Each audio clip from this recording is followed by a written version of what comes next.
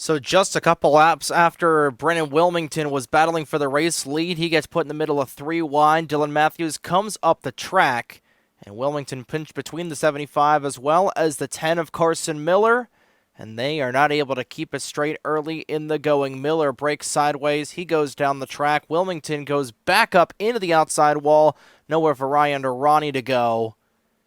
Matthews up the track, gets tagged by the 62, and back up and cleaning house is the 10.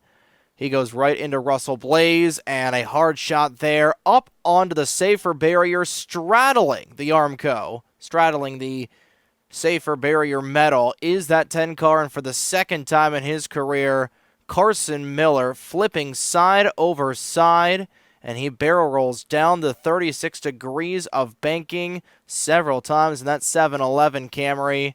Behind him, it is the classic Hillside junkyard. That was Toby Murphy, whose rear end completely sky high in the air. He's likely going to be done for the night. Same thing with Keegan Thompson, and your classic Hillside junkyard right in the middle of turns 3 and 4.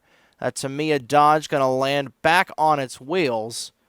But Thomas Troxel, that's going to be the end of his night. Wyatt Walker, I believe the same for him. Dylan Matthews. From the viewpoint of the 29 of Russell Blais.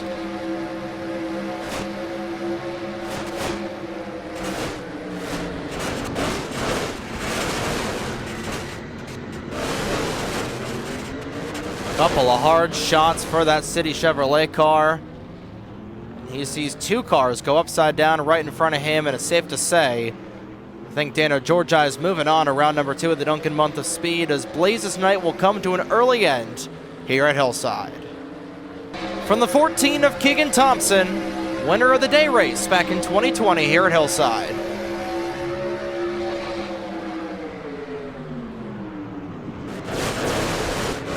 All this mess in front of him, and he could not get on by.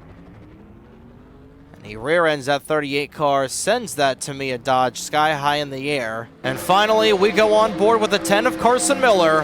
Hold on and buckle up, folks.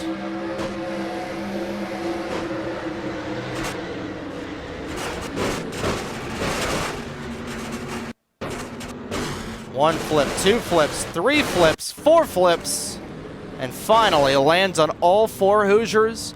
Not nearly as violent as his catch fence crash from Armory Digital last season, but definitely not what you want for a driver looking for the Cinderella upset.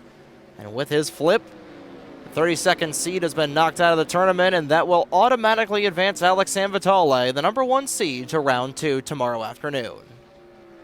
And we'll get one final look in real time, following with the 10 of Carson Miller throughout the entire duration of the wreck. What goes down must come back up, and watch him put that entire rear underbody on that safer barrier.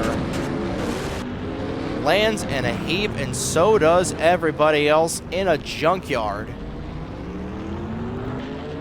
Several matchups are going to be determined here tonight, as a crash in the opening couple of laps on this race